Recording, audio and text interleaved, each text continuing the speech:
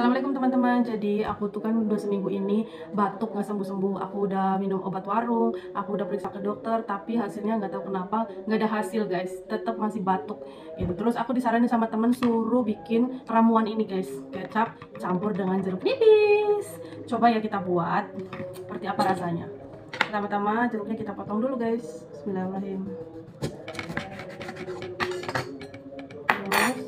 Terus kita saring guys.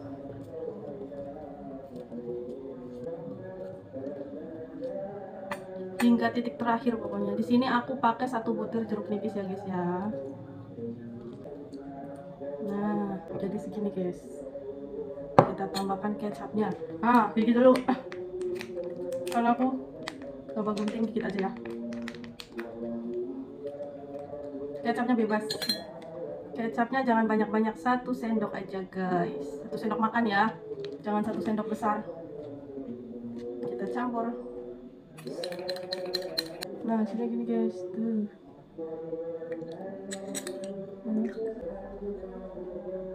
Tuh hasilnya. Terus kita minum ya. Bismillahirrahmanirrahim. Bismillahirrahmanirrahim. Semoga apa yang aku makan bisa bermanfaat dan bisa menyembuhkan batuk aku. Bismillahirrahmanirrahim.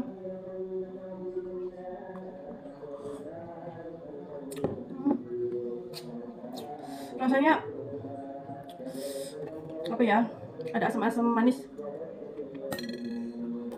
Semoga bermanfaat ya buat teman-teman semua. Amin. Dadah.